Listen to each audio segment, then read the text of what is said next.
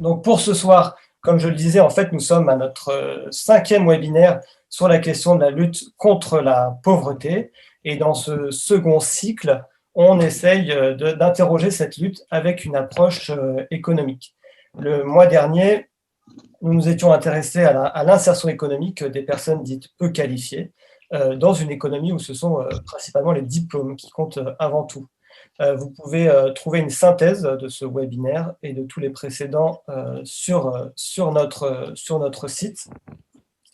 Je vous le mets d'ailleurs en direct dans le chat.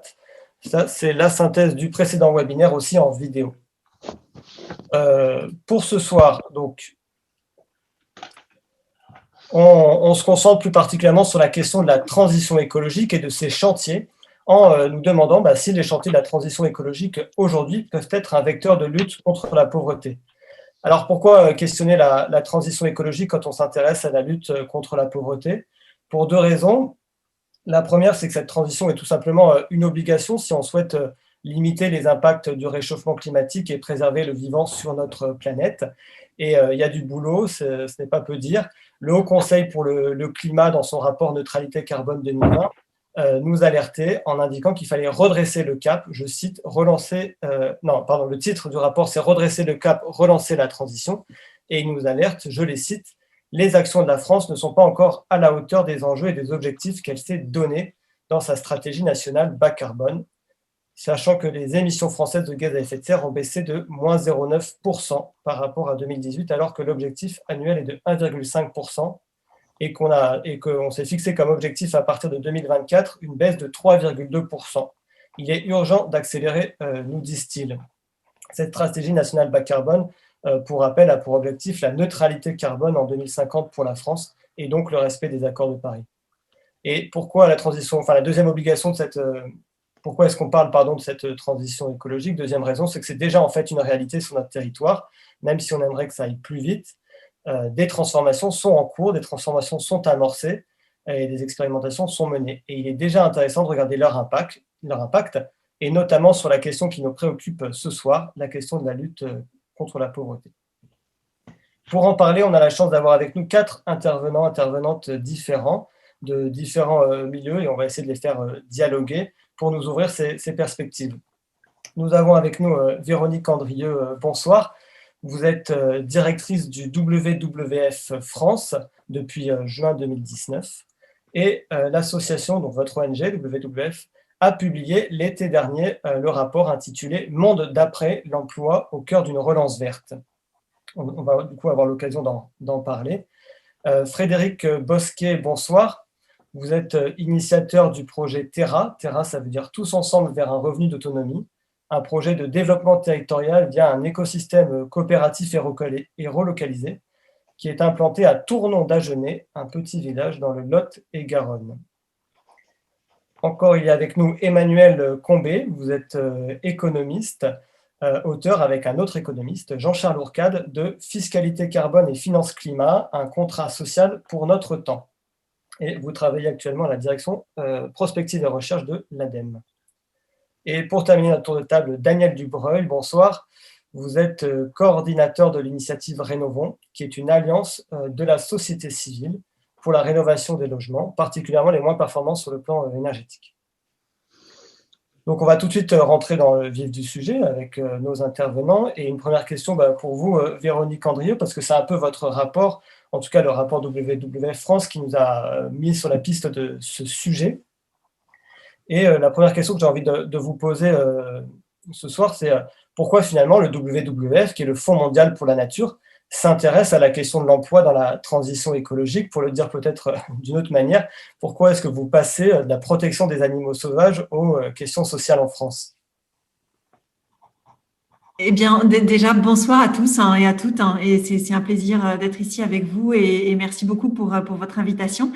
Écoutez, le WWF, notre travail, effectivement, c'est beaucoup, évidemment, avec des animaux sauvages, mais ça, c'est peut-être la pointe de l'iceberg, parce que clairement, nous, ce pourquoi on se bat, c'est pour pour une société résiliente, une société inclusive, pour une transition écologique et sociale, et pour du coup qui passe par d'une part tout ce qui est donc neutralité carbone et aussi vers ce qu'on appelle le concept de positif en termes de nature.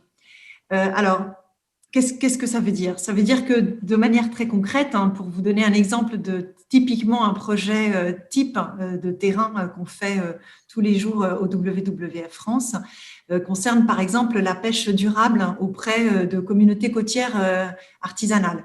Et donc, par exemple, je pense là à la Guyane.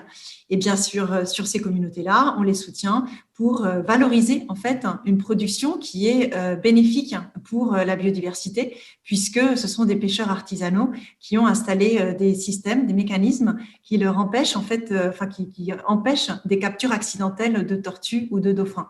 C'est un exemple, mais effectivement, du coup, il y a des animaux sauvages dedans, mais il y a aussi les communautés, les populations et les territoires avec lesquels on travaille. Et qui dit transition écologique et sociale, ça veut dire évidemment se pencher sur des questions comme l'emploi, comme le pouvoir d'achat, comme l'inclusion sociale, comme le contrat social qui nous lie, qui lie toutes les parties prenantes au niveau sociétal. Et donc ça fait partie vraiment de ce qu'on porte. Donc pour nous, il y a un impératif écologique qui est absolument indissociable d'un impératif de justice sociale. Et donc pour cela, on a de toute manière, il y a une abondante littérature et aussi des études scientifiques qui démontrent très clairement la corrélation entre les inégalités sociales et environnementales. Évidemment, on pense tous à des études qui évoquent la surreprésentation de ménages à faible revenu dans les zones les plus exposées à la pollution. Mais on le voit aussi, par exemple, là, la crise Covid que nous traversons, cette pandémie, dont les racines sont vraiment liées étroitement à la crise écologique que nous traversons, eh bien, on voit bien que le prix plus fort est bien payé par les ménages les plus défavorisés. Quand on voit que ce soit ici ou ailleurs, les événements climatiques extrêmes, eh bien, c'est souvent le prix fort est payé aussi par les communautés les plus fragiles. Donc, la question de transition juste, pour nous, est au cœur de notre dispositif et de comment on travaille. Et on souhaite faire de la transition écologique, en fait, un levier pour la réduction des inégalités et donc pour permettre à chacun d'être une partie prenante de la transition et d'être accompagné à la mesure de ses besoins. Ça, c'est pour nous absolument essentiel et donc d'assurer qu'il y a, que la transition, elle se fait par et avec chacun de nous. Et dans ce rapport, vous annoncez qu'un plan de relance vert pourrait soutenir plus d'1 million d'emplois d'ici 2022, donc d'ici un an. Les secteurs que vous balayez sont les secteurs concernés par la transition écologique, le bâtiment, l'énergie, les transports. Mais concrètement, de quel type d'emploi est-ce qu'il s'agirait, ce million d'emplois, et quelles personnes seraient concernées? Vous avez dit que à juste titre, et je suis d'accord avec vous, que les ménages les plus précaires sont les plus touchés, notamment ont été les plus touchés par cette crise Covid. Est-ce que ce seraient ces personnes-là qui seraient concernées par ce million d'emplois? Alors, ce rapport donc, qui est sorti donc l'année dernière dans le contexte de la pandémie avait pour objectif pour nous de quantifier et de comparer le potentiel d'emploi d'une relance verte vis-à-vis d'une relance, plutôt business as usual ou qui ressemblerait, disons, par exemple, pour nous, vraiment pour dire le fond de notre pensée, la démarche, c'était comment faire pour éviter une relance, une reprise qui se fasse sur le même modèle qu'en 2008. On voulait, pardon, excusez-moi. On voulait vraiment s'assurer que on était sur une approche Build Back Better, donc vraiment de démontrer que l'opportunité de faire autrement existait parce que clairement, on n'est plus du tout comme en 2008. Il y a eu depuis des disruptions technologiques et il y a bien sûr des technologies qui sont disponibles à plus bas coût. Par exemple, si on pense aux énergies renouvelables à plus bas coût que les énergies fossiles, il y a aussi une prise de conscience aussi d'une partie du secteur privé et du secteur financier.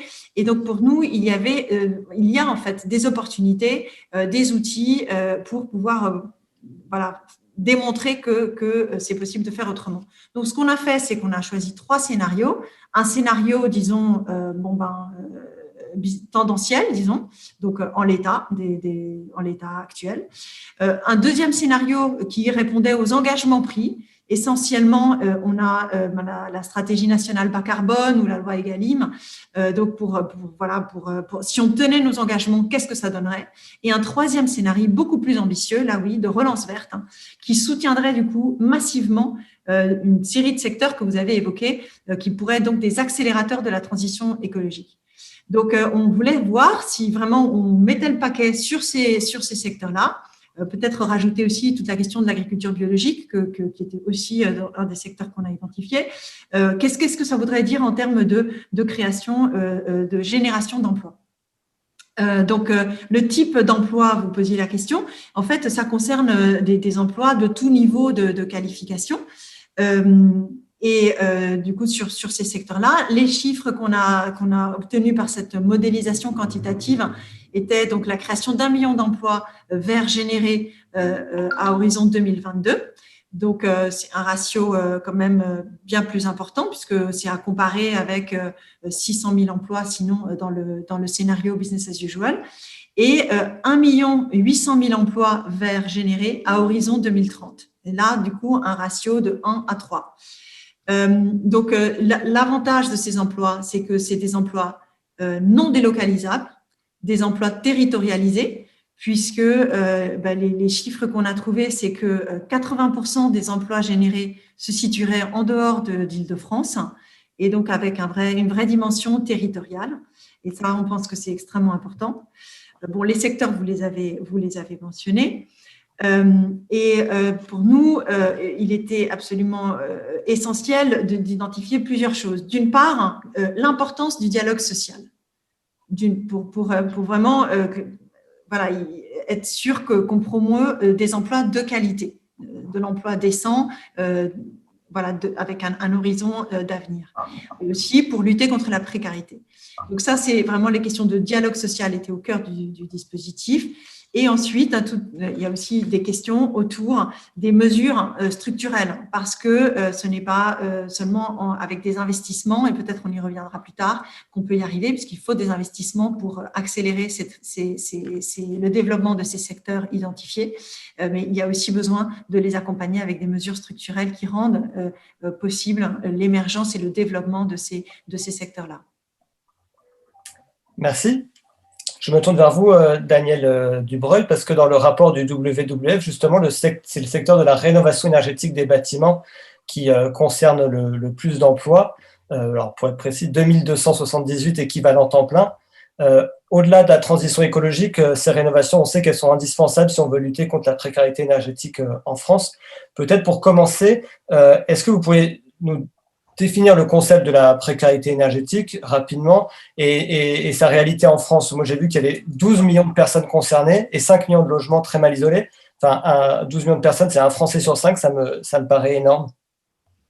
Oui, alors sur les chiffres, il y a de toute façon des controverses, mais c'est beaucoup une histoire de chiffres, la précarité énergétique et la rénovation énergétique. Mais je voudrais revenir un petit peu sur ce qui nous rassemble, c'est-à-dire comment faire de la transition énergétique une opportunité de réduire la pauvreté et la précarité, en attaquant, en ce qui nous concerne, la réduction des factures d'énergie qui pèsent très lourdement sur les ménages les plus modestes, ce qui crée cette situation de précarité énergétique.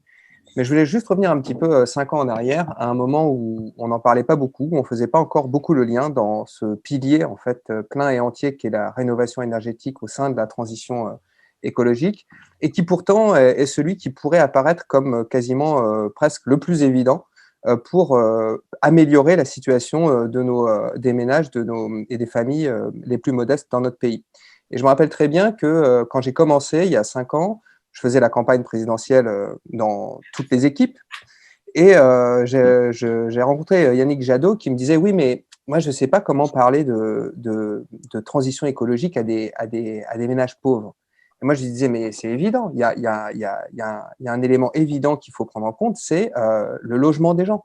Le logement, c'est une place hyper importante dans la vie des gens, Et là, en l'occurrence, un mauvais logement, une mauvaise performance énergétique du logement, mais qui charrie bien d'autres problèmes, est quelque chose qui peut parler aux gens. Vous parlez aux gens directement quand vous leur parlez de leur logement. Donc, parlez-leur de l'amélioration de la qualité et du confort de leur logement, vous verrez, ça fonctionne. Et alors, sur le coup, il n'avait pas forcément extrêmement bien percuté, mais on voit qu'au fil des années, ça a réussi à s'installer largement dans le débat comme étant une voie d'entrée pour convaincre les gens qu'en effet, la transition écologique et la transition énergétique, ça peut être tout à fait bénéfique, et y compris pour les familles les plus modestes. Mais il y a plein de conditions.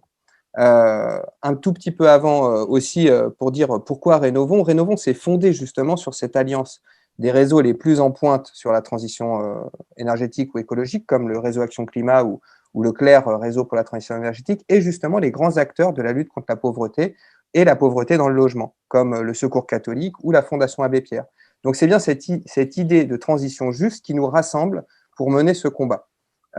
Et ça fait 5 ans qu'on le mène avec des résultats notoires, notamment au niveau de l'inscription de ces questions dans le débat politique, puisque ça revient très régulièrement, et on le verra tout à l'heure avec la loi climat et résilience. Alors la précarité énergétique en France, c'est un gros problème, ça fait longtemps qu'on l'a identifié, et c'est un problème parce qu'on a un parc qui est sous-entretenu, un parc de logement qui est sous-entretenu. Donc, en fonction des estimations, je ne rentrerai pas dans les querelles de chiffres, on a entre 5 et 7 millions de passoires énergétiques dans le parc privé uniquement, donc ce qui représente un peu moins d'un tiers, entre 20% et voilà, 30% selon les estimations du parc total de logements, donc ce n'est pas du tout marginal. Dans ces logements habitent environ entre 7 à 12 millions de personnes en fonction des estimations qui sont concernées par la précarité énergétique. Pour aller vraiment dans le détail de ces notions, je vous invite à aller voir le site de l'ONPE, l'Observatoire national de la précarité énergétique, puisqu'on a la chance d'avoir cet instrument en France, qui est hébergé par l'ADEME. Et nous avons également le site donc, du CLER, du réseau Rappel, qui s'appelle précaritéénergie.org, où là, ce sont plutôt les acteurs du quotidien de la lutte contre la précarité énergétique qui développent les solutions, les problèmes et les solutions. Donc, on a effectivement ce gros problème qui se superpose beaucoup entre l'existence de passoires énergétiques en nombre très important dans le secteur privé, je me concentrerai sur le secteur privé, et des ménages en précarité énergétique qui sont en nombre très important et pour lesquels les conséquences sont de souffrir du froid en hiver principalement, d'avoir des gros problèmes de factures, des factures qui sont tout à fait impayables avec des logements inchauffables, qui peuvent conduire à des situations de surendettement et qui amènent en fait finalement à des problèmes qui aggravent, des problèmes supplémentaires qui aggravent des situations de fragilité ou de précarité déjà existantes. Donc c'est pour ça que ça nous a semblé être le levier de la rénovation énergétique qui permet justement de limiter cette consommation énergétique alors le plus possible, et c'est d'autant plus important de faire l'effort le plus important au maximum de rénovation pour les logements occupés par des ménages modestes, parce que c'est eux qui en ont le plus besoin et pour lesquels les bénéfices sont les plus importants en termes de diminution des dépenses mensuelles énergétiques, ce qui peut être très important, et d'augmentation du reste à vivre, justement, pour ces familles et ces ménages qui ont des ressources quand même faibles et qu'elles pourraient consacrer à autre chose qu'à payer leurs factures d'énergie qui, souvent, en plus, leur servent à peine à chauffer leur maison puisqu'elles habitent dans des passoires. Voilà, et je dirais, pour rentrer un tout petit peu, pour terminer, qu'en France, le problème de précarité énergétique qui concerne particulièrement les locataires, et on aura peut-être l'occasion d'y revenir un petit peu, et qui concerne aussi particulièrement les personnes âgées. Et ces deux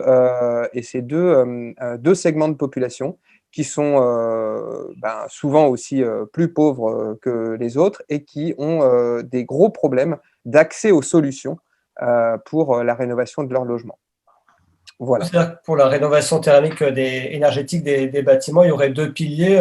Le premier qui est présenté dans le rapport du WWF, qui est la création d'activités et donc d'emplois, et ce que vous venez de présenter, qui est aussi la réduction les économies faites et une meilleure qualité de vie.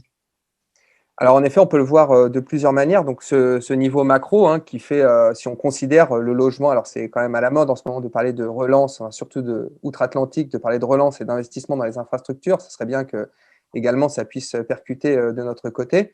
d'introduire, de voir ça. Et donc là, en l'occurrence, des investissements publics massifs, hein, puisqu'on estime qu'il faut, à Rénovo, on avait calculé, dans le dernier scénario qu'on fait, on a calculé qu'il faut à peu près 135 milliards d'investissements pour rénover juste les passoires énergétiques, à se partager entre l'investissement public et l'investissement privé, bien sûr.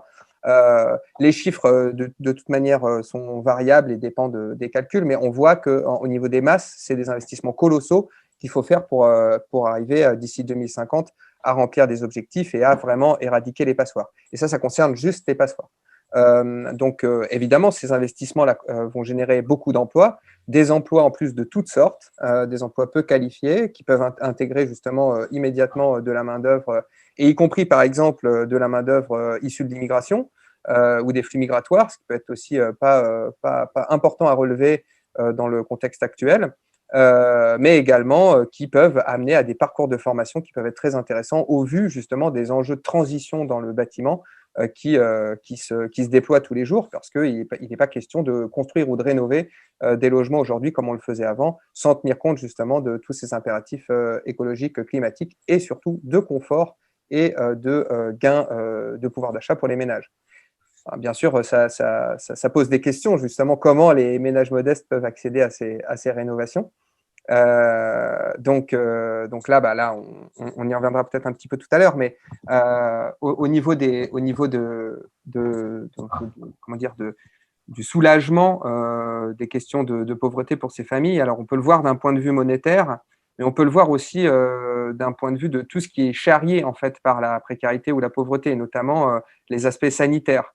Et là, on le redit, le contexte de Covid, de crise sanitaire qu'on a commencé à évoquer est particulièrement dramatique. On l'a vu dans les logements les moins performants énergétiques, souvent surpeuplés. On a vu le cas de la Seine-Saint-Denis, encore actuellement, et je sais de quoi je parle, puisque j'en suis habitant. Et on voit que effectivement, c'est les espaces et les populations les plus pauvres qui habitent dans les logements les plus précaires ou les moins performants qui sont également victimes de tous les impacts les plus durs de la crise sanitaire. Et donc, au niveau sanitaire, on a des grands enjeux, en dehors des crises également, à rénover énergétiquement les logements de manière à permettre que toutes ces familles vivent en meilleure santé. Donc, on a dit la logique d'emploi très importante, mais il y a aussi tout un tas de choses aussi sur l'isolement, la sociabilité, la réussite scolaire des enfants qui ne sont pas tout à fait quantifiables, mais pour lesquels vivre dans un logement confortable a des effets très importants. Voilà, et je m'arrêterai là pour... Super, merci, ouais. On aura l'occasion d'y revenir. Je me tourne vers vous, Frédéric Bosquet, parce que vous êtes à l'initiative d'un projet local, d'une autre initiative, et c'est ça qui est intéressant, un peu de décaler les différentes réalités. Donc, c'est un projet de développement territorial qui vise à relocaliser la production vitale sur un territoire. Est-ce que vous pouvez, pour commencer, un peu nous décrire ce territoire et nous expliquer comment ce projet a pris corps sur celui-ci, et notamment qui s'y implique? Est-ce que c'est plutôt les habitants ou est-ce que c'est des nouveaux venus qui viennent justement pour le projet? Alors, bonjour à tout le monde. En fait, nous sommes pareils à une commune sur trois en France, puisque aujourd'hui, une commune sur trois en France est classée en zone rurale à revitaliser, c'est-à-dire des zones dans lesquelles l'économie décroît, la population vieillit et les jeunes s'en vont. Ce sont des zones fortement rurales où malheureusement, si rien n'est fait dans quelques années, ces communes qui, je le rappelle, sont quand même les cellules de la République, vont disparaître et vont se regrouper en communes administratives un petit peu à la mode américaine. Donc, notre commune, Tournon d'Adjenay, Masquières et Trentel, puisque nous sommes maintenant sur 3 communes, sont dans la même situation que la plupart de ces communes en France. Il n'y a plus de production locale à destination des habitants, ou quasiment plus. Il n'y a plus de réseau de distribution, c'est-à-dire les gens sont obligés d'aller faire 15 km pour les trouver de quoi manger, généralement uniquement dans des grandes surfaces multinationales. Les investissements et les revenus quittent le territoire, puisqu'il n'y a plus de production, il n'y a plus de réseau de distribution, donc il n'y a plus d'investissement. Et donc forcément, il n'y a plus de revenus, puisque les stocks font des flux et les flux font des stocks, un petit peu comme le soleil, les plantes, les animaux et toute la nature. Donc s'il n'y a pas de stock, il n'y a pas de flux. Donc comme il n'y a pas de stock et pas de flux, qu'est-ce qui se passe? Les jeunes s'en vont et se concentrent dans les grandes villes, ce qui augmente les problèmes socio-économiques environnementaux. Et puis les populations vieillissent et progressivement disparaissent et ces communes meurent petit peu par petit peu. En même temps, l'Observatoire de la consommation nous dit qu'en France, une personne sur deux veut quitter les grandes villes pour aller s'installer justement ces petites îles, à condition qu'il y ait les services qui leur permettent de s'y installer. Et c'est là que le bas blesse, puisque alors que normalement il y a une demande et il y a une offre, eh bien il n'y a pas d'investissement, il n'y a rien n'est fait, il n'y a aucune infrastructure, quasiment aucune aide. Et donc on se retrouve face à un problème majeur. Alors, il y a en 2014, j'étais entrepreneur déjà à l'époque et j'ai décidé de tout lâcher pour m'occuper de cette problématique de revitalisation et surtout d'aller voir un petit peu ces acteurs qui avaient quitté un petit peu leur boulot pour aller s'occuper de ces problématiques de commun. Et donc, on est parti en vélo à plusieurs, on a fait 12 000 kilomètres, on est allé à la rencontre des acteurs, des mairies, des associations, des producteurs, des entreprises. On a fait des centaines et des centaines d'interviews. On a organisé des assemblées avec les citoyens et on leur a demandé de quoi ils avaient besoin et comment ils voyaient leur village, leur zone rurale au XXIe siècle. Et donc, qu'est-ce qui s'est passé? Eh bien, à notre retour, on a compilé toutes ces informations et on a fait une proposition. On a réuni un conseil scientifique pour se faire aider parce qu'il ne s'agit pas de s'halluciner dans ce genre de projet comme on est très, très, très engagé. Généralement, on peut s'halluciner. Donc, dès le départ, on s'est fait suivre par un conseil scientifique et on a décidé de lancer un projet qui s'appelle Terra, tout ensemble vers un revenu d'autonomie. Ce projet, c'est un projet sur 10 ans qui vise à créer un écosystème coopératif territorial avec toutes les parties prenantes d'une zone rurale à revitaliser dans le sud-ouest. Et donc, notre objectif, c'est de relocaliser à 85% la production vitale à ses habitants, abaisser son empreinte écologique à une planète, valoriser cette production en monnaie citoyenne locale pour irriguer le territoire de vie de cette force économique qu'on va créer, pour pas qu'elle remonte sur les marchés financiers, parce qu'on sait aujourd'hui que 98% des transactions de monnaie se font sur les marchés financiers, pour pas utiliser l'euro. Et puis, on va en même temps créer cette monnaie à travers des revenus de base inconditionnels vers tous les habitants de leur naissance à leur mort, en monnaie citoyenne locale, justement, pour qu'ils puissent acheter les produits et les services de ces entreprises dont on va revitaliser le capital pour qu'ils puissent produire des biens et des services locaux. Alors, vous me disiez qui c'est qui participe à ce projet? Eh bien, on est arrivé à 3 dans le territoire. On s'est installé dans une petite ferme du côté de Masquer. Et puis, très rapidement, on est passé de 3 à 5, de 10, 15, 20. Aujourd'hui, il y a plus de 60 personnes qui sont venues habiter le territoire. Et donc, aujourd'hui, il y a plus d'une centaine de volontaires qui nous aident de toute la France. Les habitants s'y sont mis. On a des habitants qui participent. On est maintenant en partenariat avec 3 communes, dont une d'ailleurs, Trintel, qui va rentrer dans le capital de la société coopérative d'intérêt collectif qu'on est en train de créer pour revitaliser le territoire. Et on refuse 4 personnes sur 5 pour vous dire qu'il y a vraiment une vraie demande des citoyens de venir revitaliser ces territoires.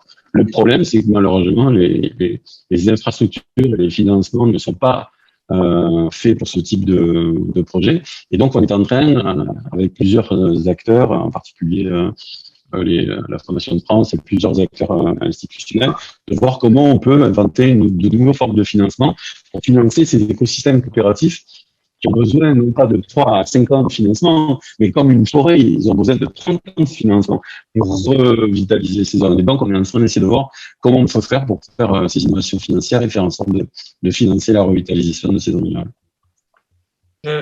Avant de vous relancer, parce que, je voudrais détailler, c'est très intéressant, mais on a un petit problème sur le son qu'on n'avait pas tout à l'heure au test. Je ne sais pas si vous avez un micro ou un casque micro dans le... Vous m'entendez pas? C'est un peu dur à suivre. Il y a un petit.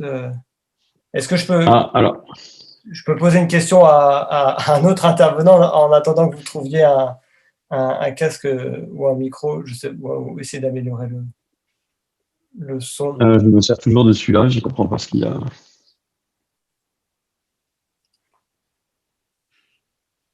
Ok. Je vous laisse voir, je me tourne tout de suite vers vous, Emmanuel, et puis on reviendra vers vous après, Frédéric, pour pouvoir creuser un peu le projet et voir si le son est meilleur. Emmanuel Combet, vous avez beaucoup étudié la question de la fiscalité carbone,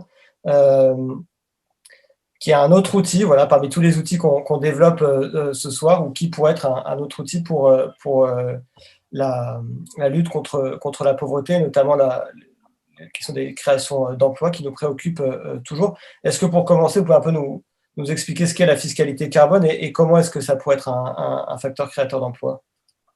Oui, bonjour à tous, merci. D'abord, j'aimerais préciser le fait que c'est pas forcément évident de se dire qu'une taxe peut aider les pauvres ou l'emploi, surtout une taxe où on a eu beaucoup de débats avec les Gilets jaunes. En fait, il faut comprendre que l'ensemble des potentiels qu'on a évoqués de création d'emplois, de création d'entreprises dans la transition écologique, ou alors le fait de lever les dépendances aux énergies fossiles, parce qu'on utilise pour notre chauffage du fuel ou alors qu'on utilise notre voiture avec des carburants. Tout cela, en fait, dépend de l'environnement économique dans lequel on se trouve. Donc, il faut un environnement économique qui favorise toutes ces activités-là, ces économies d'énergie, le fait de substituer les énergies fossiles vers d'autres énergies. Et donc, pour qu'on ait un environnement compatible avec ces objectifs, il faut notamment que le prix des énergies fossiles soit plus cher. Parce que sinon, si elles sont pas chères, on va toujours nager à contre-courant, si vous voulez, par rapport à tous les choix de production individuels qui utilisent plus ces énergies fossiles. Donc, la fiscalité carbone, le but, c'est d'augmenter le prix de ces énergies fossiles, mais après, on a de l'argent qui reste dans le pays. Concrètement, et contrairement à un choc pétrolier, en fait, où là, on aurait une hausse du prix à la pompe, si vous voulez, mais où on utiliserait notre argent pour rémunérer les rentes des pays qui nous importent du pétrole. Dans ce cas-là, l'argent, elle reste quand même dans le pays. Et toute la question, c'est de savoir comment on peut l'utiliser pour compenser les plus vulnérables qui font face à ce surcoût énergétique ou les entreprises qui ont des coûts de production qui augmentent avec les coûts énergétiques. En fait, il faut se rendre compte que depuis les années 1960, par exemple, le prix des carburants et des énergies fossiles est resté relativement stable sur le long terme. Et dans le même temps, vous avez eu le prix des logements en centre-ville, donc le logement ancien, qui a été multiplié par 5. Et dans le même temps aussi, on a eu les cotisations sociales par heure travaillée, donc le coût du travail qui a été augmenté par 6, tandis que le chômage a été multiplié par 7. Et en fait, ces signaux prix, donc cet environnement économique, où on a des bas prix des énergies fossiles et où on a les alternatives, soit d'embaucher plus dans les secteurs de production d'énergie renouvelable, ou de diminuer les dépendances aux énergies fossiles, sont désincités avec ces signaux prix, et qu'ont fait des ménages qui étaient un petit peu contraints économiquement. Ils sont plutôt allés hors des centres-villes pour essayer d'accéder à la propriété et ont plutôt fait le choix d'utiliser leur voiture. Donc, tous ces choix sont assez contraints. Donc, c'est important de voir que maintenir des prix bas des énergies fossiles, au final, sur le long terme, c'est pas favorable ni à la création d'emplois dans la transition écologique, ni au fait qu'on va sortir les gens de leur dépendance aux énergies fossiles. Donc, toute la question de la fiscalité écologique, c'est en fait de trouver le moyen de renchérir ces énergies fossiles pour qu'on développe toutes les alternatives à l'usage de ces énergies fossiles, qu'on rénove les bâtiments, comme on l'a dit, qu'on trouve des alternatives au transport par des véhicules particuliers le plus possible, et qu'on les développe et qu'on les offre aux personnes, tout en ayant cet argent qui permet de compenser le fait que certaines catégories vulnérables ne peuvent pas faire face à ce coût transitoire qui est accru d'énergie fossile plus chère. Mais cet argent, encore une fois, elle reste dans le pays. Et un autre exemple rapide pour vous dire que finalement, le fait d'avoir des bas prix des énergies fossiles nous favorise pas l'activité et l'emploi et les pauvres, c'est que entre 2000 et 2010, par exemple, nous avons utilisé 2 fois plus de nos revenus qui étaient produits sur le territoire français pour payer la facture pétrolière, ce qui va vers les rentes des pays exportateurs, plutôt que être disponible comme des revenus pour nous et pour l'investissement, soit dans la protection sociale, soit dans la transition écologique, soit dans des compensations de ce surcoût des énergies fossiles qui sera transitoire dans la transition. Alors, comment est-ce que, selon vous, la société, enfin en premier lieu le personnel politique, mais aussi la société pourrait se réapproprier cette idée de la taxe carbone qui a été à l'émergence du mouvement des Gilets jaunes, même si d'autres revendications se sont greffées. Enfin, comment est-ce qu'on peut dépasser ce traumatisme? Enfin, même la Convention citoyenne pour le climat, qui a eu des propositions plutôt ambitieuses, même très ambitieuses, disons-le, n'a pas repris cette idée de la taxe carbone. Oui, alors d'un certain côté, c'est malheureux parce que du coup, on n'a pas finalement donné de réponse aux problèmes qui ont été soulevés par les Gilets jaunes, de réponse à long terme. C'est-à-dire que si, par exemple, vous voulez financer à l'aide de financement public toute cette transition écologique, ça veut dire qu'il faut les financer. Donc ça passe par l'impôt, par des prélèvements obligatoires supplémentaires. Ou alors l'endettement, mais on peut se demander à quel point il sera soutenable d'augmenter encore les déficits publics. Ou alors il faudra diminuer d'autres dépenses publiques. Vous voyez, si vous avez votre budget équilibré, et c'est le budget de la nation, il faudra voir tout cela. Et puis, par contre, si on ne met pas aussi une incitation forte, comme je vous l'ai dit, un environnement économique un peu général qui fait que les activités qui utilisent plus de travail que d'énergie fossile sont favorisées dans l'environnement économique, vous allez toujours un peu nager à contre-courant de ceux qui ont intérêt, parce que c'est moins cher, d'utiliser les énergies fossiles. Et donc, je pense que ce qui n'a pas marché, par contre, c'était les conditions dans lesquelles ont été mises en place cette hausse de la fiscalité énergétique. En même temps, vous aviez, en 2009, quand ça a été proposé pour la première fois, il y avait la suppression de la taxe professionnelle. En 2018, il y avait en même temps d'autres politiques, la suppression de l'ISF et peut-être pas une perception de financement suffisant pour proposer des alternatives aux gens qui voient augmenter leur coût de l'énergie fossile. Donc finalement, c'est ce paquet-là qui n'était pas satisfaisant quelque part. Et donc, le risque, c'est que si on ne reparle pas de cet environnement économique compatible avec cette transition écologique et le fait qu'on sorte les gens de leur dépendance aux énergies fossiles, et donc il faut que les énergies fossiles soient moins chères, et bien le problème, c'est que ça risque d'être trop coûteux et qu'au final, on ait des solutions qui soient finalement moins efficaces ou moins justes également, à la fois pour la création d'emplois dans ces nouvelles activités, le fait qu'on sorte les gens de leur dépendance, parce que imaginez, si vous avez des prix des énergies fossiles qui sont peu chers, on a toujours, quand je dis on, c'est généralement, toujours moins intérêt de vous aider à sortir de l'usage de ces énergies fossiles, puisque pour vous, c'est pas trop cher, vous n'allez pas vous plaindre. Et donc finalement, ce qui est dommage un peu, c'est que cette omerta-là, donc j'espère qu'on pourra en rediscuter, mais il faudra élargir le champ, comme on l'a dit, un peu plus largement sur l'équilibre de ces politiques publiques. Mais cette omerta, au final, elle a servi plutôt ceux qui ont intérêt à ce qu'on continue à utiliser des énergies fossiles.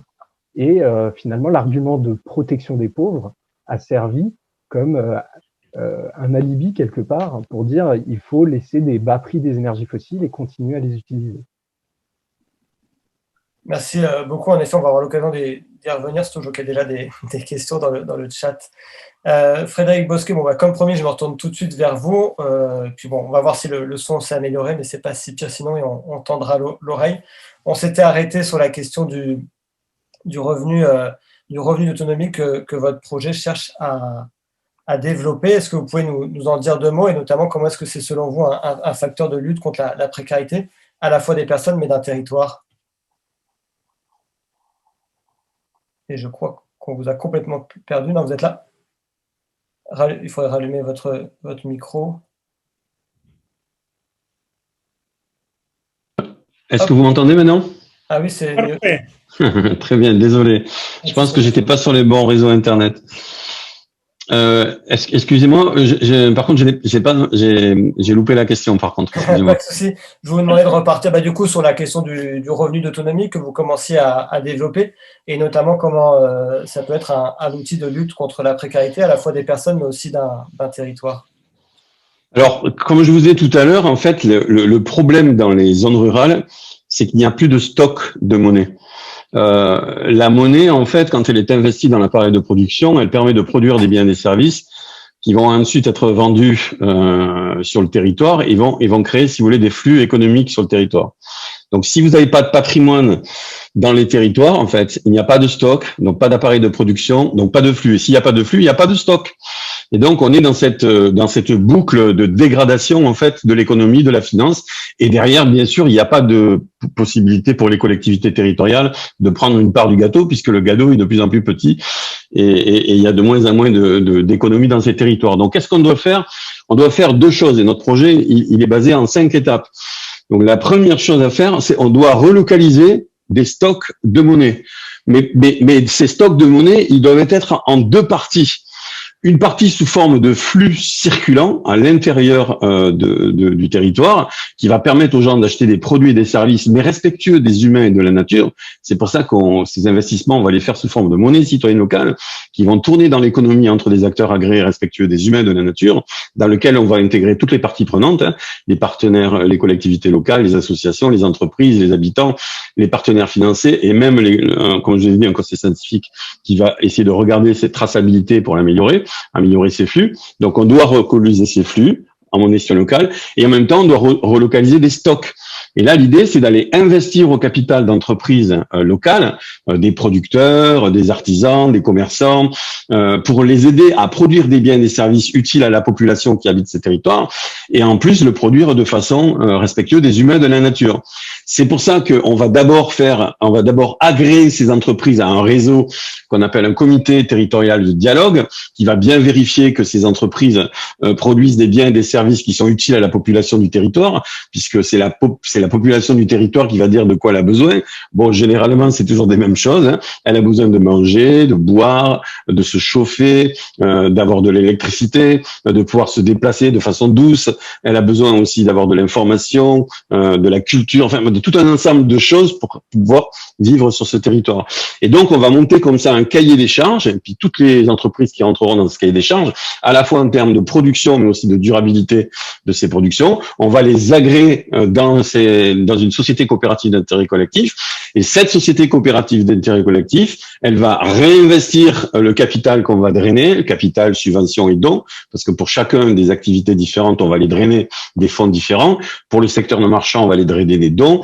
Pour les délégations de services publics, puisqu'il n'y a plus de services publics dans ces territoires, on va aller chercher des subventions. Et pour investir dans le secteur marchand, on va aller chercher des investisseurs qui vont rentrer au capital de ces coopératives d'intérêt collectif en achetant des titres participatifs, mais sur des durées très longues, puisqu'on ne passera pas par le réseau bancaire. On va passer exclusivement par de l'investissement en capital et on rémunérera maximum à hauteur de 1,8% ces titres participatifs sur 30 ans pour des personnes qui veulent rentrer dans ces sociétés coopératives d'intérêt collectif. Et cette société coopérative d'intérêt collectif, elle sera composée de collèges de toutes les parties prenantes du territoire. Donc, il y a des élus, des habitants, des entreprises, des associations, des partenaires financiers, des chercheurs. Et c'est ensemble, en fait, qu'on va co-construire, en gros, comment on va piloter cette revitalisation. Donc, quand l'offre sera supérieure à la demande, on va augmenter les revenus d'autonomie pour qu'on puisse aller acheter les produits et les services de ces entreprises, sachant qu'attention, il ne s'agit pas de rentrer dans une croissance, hein, il s'agit de production relocalisée autour des besoins vitaux des gens. Je le répète, l'alimentation, l'eau, l'énergie, l'habitation, le déplacement mutualisé et doux, et puis tous les services autour du bien vivre ensemble sur ces territoires. Donc, quand l'offre sera supérieure à la demande, on augmentera les revenus d'autonomie ou on augmentera le nombre de personnes qui le perçoivent. Et quand, par contre, c'est l'inverse, quand les revenus seront supérieurs à la production, on investira dans l'appareil de production pour augmenter la capacité de production de ces entreprises locales. Et ceux qui seront à même de piloter ces deux leviers, production, distribution, eh bien, ce seront les parties prenantes de cette société coopérative d'intérêt collectif qui va gérer ça. Et on va essayer de piloter ça sur une quinzaine d'années. Et pour terminer, pour voir les résultats, parce qu'il faut voir les résultats, il suffit pas juste de rêver, on va utiliser en fait une monnaie citoyenne locale, le numérique, donc qui nous permettra d'avoir une traçabilité en temps réel des flux monétaires sur notre territoire, qui nous permettra de dire à un moment donné comment ces flux, donc ces transactions vont impacter positivement ou négativement les 17 objectifs de développement durable des Nations Unies, puisque notre indicateur de base, ce sera les 17 objectifs de développement durable des Nations Unies. Et donc, en temps réel, on pourra déplacer, on pourra changer la destination des investissements en fonction des besoins qu'on aura sur le territoire, et on pourra aller chercher de nouveaux financements pour financer les revenus d'autonomie. Et notre croyance, en tout cas, c'est l'expérimentation qu'on veut faire et qu'on veut vérifier, c'est qu'en injectant de l'investissement et des revenus d'autonomie dans ce territoire, au bout d'un moment donné, ça va permettre aux entreprises de retrouver de la durée, c'est-à-dire elles vont se sentir donc soutenues parce que la demande sera solvable et durable. Et donc, à un moment donné, comme elles verront que cette demande, elle est durable et elle est soutenable, ils vont ensuite récupérer donc une capacité d'autofinancement qui va permettre ensuite d'embaucher, d'améliorer les conditions de travail, de se développer et de participer à leur tour à la revitalisation de leur territoire. Et quand ceci sera terminé, eh bien, normalement, on quittera cette zone de classement en ZRR et ça montrera qu'un revenu de base en monnaie citoyenne locale contre-garantie par une production locale et durable est un facteur de développement territorial et on aura trouvé un nouveau modèle de développement économique qui tiendra compte de toutes les parties prenantes et de la durabilité de la production. Merci beaucoup. Je ne sais pas si c'est clair. Si, ouais, c'est un très bon début et ça donne envie d'en savoir plus. On aura l'occasion d'y revenir avec les questions des participants. Je me tourne vers vous, Véronique, parce que voilà, vous nous avez prévenu, vous devez nous quitter un peu avant, donc je vous pose une dernière question. On le voit avec la fiscalité carbone ou le revenu d'autonomie que nous propose Frédéric. Voilà, la question du financement est au cœur de cette problématique de la lutte contre la pauvreté. Dans votre rapport, vous conditionnez le soutien à ces millions d'emplois avec un investissement de plus 14 milliards par an d'ici 2023 aux 15 milliards déjà prévus par l'État et à plus 29 milliards sur la période 2024-2030. Concrètement, quelle piste dans ce rapport vous proposez de financement pour financer ces milliards-là? Oui, absolument. Alors déjà, il faut savoir que on investit 18 milliards d'euros par an dans les énergies fossiles et que donc pour une partie, il est tout à fait possible, c'est pas des fonds nouveaux, c'est juste des fonds qui sont réfléchis. On arrête de subventionner les énergies fossiles pour du coup réfléchir, réorienter une partie de ces fonds à minima vers du coup des secteurs porteurs de transition écologique. Donc, ça, c'est un premier levier. Donc, la réduction des subventions aux énergies fossiles. Un autre levier, bien entendu, c'est le plan de relance européen lui-même. Et un troisième levier, ce sont les obligations vertes. Donc, nous, on avait cette idée de développer des obligations vertes pour financer cette accélération sur ces secteurs émergents. Et en parallèle, en plus, il y a l'argent de la politique agricole commune pour tout ce qui est transition agricole, bien sûr, qui, elle, est à part. Là, on parle environ de 9,5 milliards d'euros par an. Donc il y a matière à financer ça. Et puis, on le voit là que la question du financement est moins un problème quand on perçoit et on comprend et on embrasse l'urgence et la priorité de cette transition qui est absolument inéluctable. Donc, au final, pour nous, cette étude était en fait une manière aussi de tordre le bras quelque part à ce faux choix entre emploi et écologie. Et je pense que ça, c'est vraiment important. C'est un premier pas. C'est une modélisation quantitative qui apporte pas toutes les réponses, mais en tout cas qui a, je pense, le mérite de mettre sur la table des scénarios quantifiés et de les comparer entre eux et donc de démontrer en fait que quel que soit le scénario, il y a vraiment un bénéfice net positif en termes de génération d'emplois, que ce sont des emplois territorialisés, non délocalisables, qui comprennent tous les niveaux de formation. Et donc, pour moi, je pense qu'en termes de responsabilité collective, mais évidemment en commençant par la puissance publique, il y a une responsabilité d'anticiper et de préparer et de protéger les salariés et l'emploi. Et pour ça, la relance constitue une occasion d'anticiper en fait la conversion d'emploi qui pourrait être perdue en fait si il n'était pas transformé. Donc pour nous, il est vraiment indispensable on pense que la meilleure manière de protéger les salariés, parce qu'il y a certains secteurs qui forcément seront touchés, si on pense aux énergies fossiles ou à la plasturgie ou à l'aviation, là on est en pleine crise économique et sociale, on voit les impacts de Covid et c'est pas fini. Donc c'est évident que ces questions se posent de manière extrêmement aiguë et que ce soit au niveau de la formation pour nos jeunes, que ce soit pour la valorisation de compétences, pour tout ce qui est formation, reconversion et transition professionnelle. Ce sont vraiment des sujets qu'on peut pas continuer à à déléguer pour qui sait quand. Là, c'est vraiment le moment de s'en emparer et d'anticiper. Je pense que c'est vraiment la responsabilité collective et à commencer par les pouvoirs publics, toujours à travers le dialogue social avec l'implication des syndicats, des collectivités territoriales et des entreprises. Je pense que c'est vraiment voilà, l'idée, c'était de démarrer aussi cet échange avec toutes les parties prenantes. Merci beaucoup Véronique, et on va du coup vous libérer puisque vous aviez demandé. Merci beaucoup d'être intervenu ce soir avec nous. Merci à tous, hein. Merci beaucoup. Et mon collègue Louis Mathieu reste avec nous, hein. Merci beaucoup. Très bien, on ne manquera pas de lui poser des questions. Merci beaucoup, bonne soirée. On l'entend, du coup, il y a une question aussi politique derrière ces questions de financement, et notamment dans la lutte contre la pauvreté, il y a cette question de l'accompagnement des personnes. Daniel Dubreuil, je me tourne vers vous parce qu'il me semble que c'est aussi un peu au cœur de votre activité Rénovons, et que le gouvernement, dans sa loi climat et résilience, se propose aujourd'hui de rendre obligatoire l'accompagnement des ménages pour tous travaux de rénovation énergétique de plus de 5 000 €. Comment est-ce que vous recevez cette proposition et comment est-ce que ça fait écho à vos pratiques?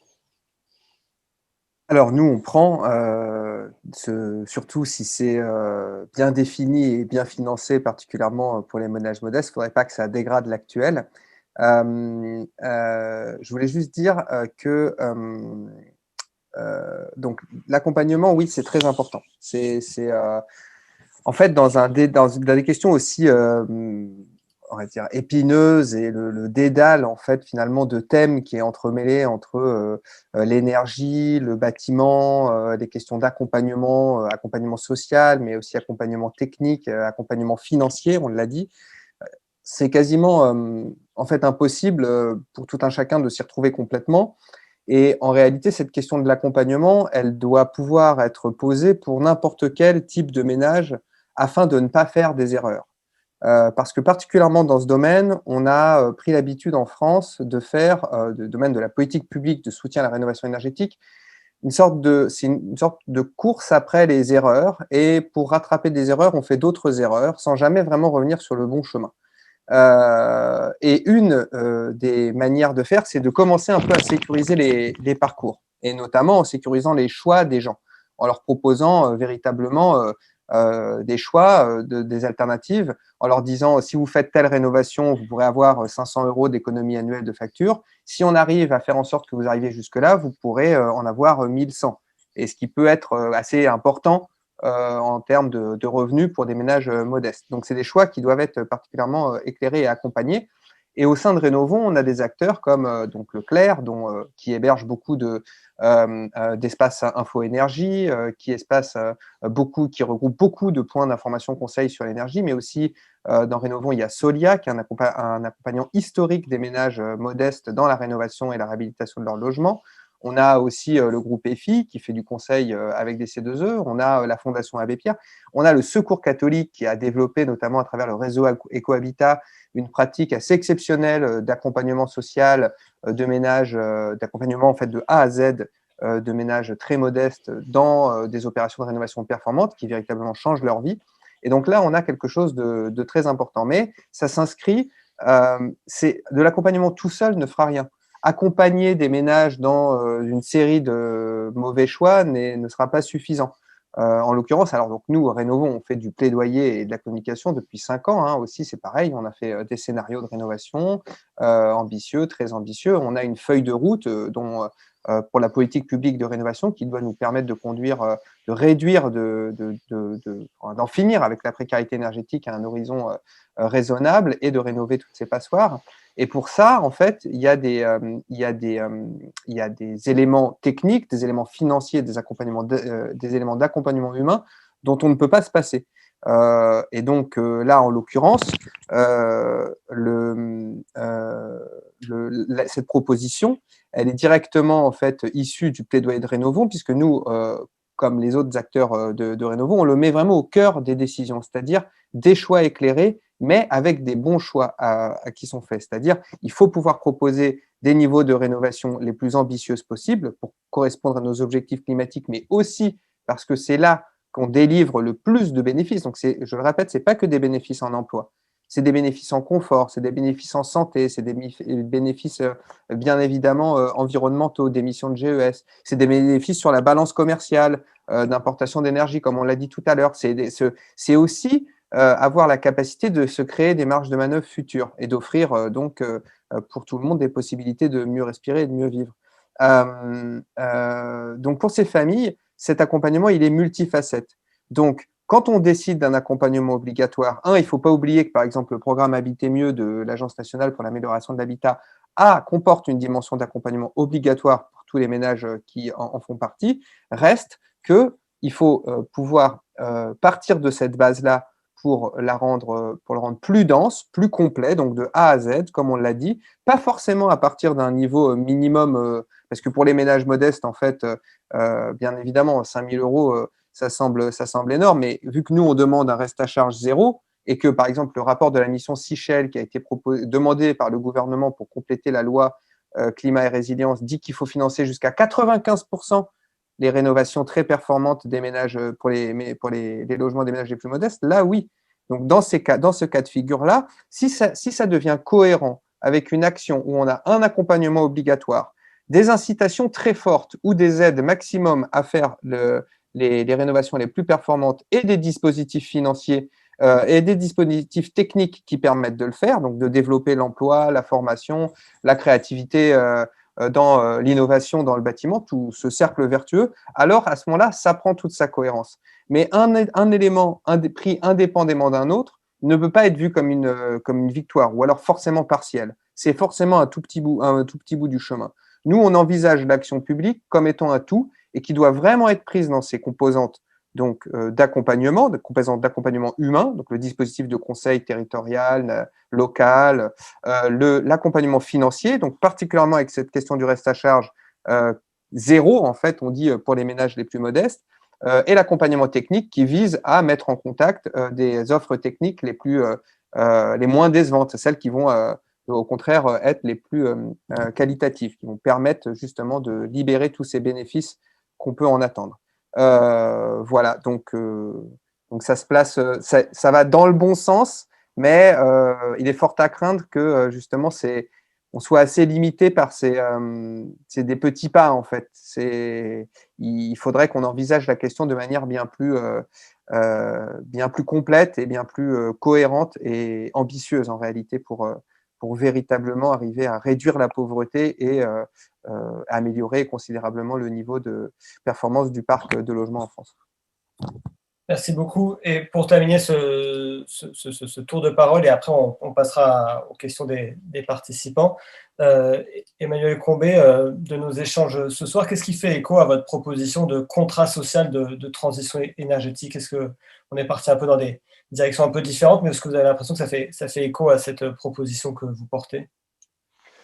Je pense que, en fait, ce qu'on a vu collectivement ce soir, et puis qui apparaît de manière assez claire depuis quelques années, c'est qu'il y a une interaction entre ces enjeux économiques, sociaux, écologiques.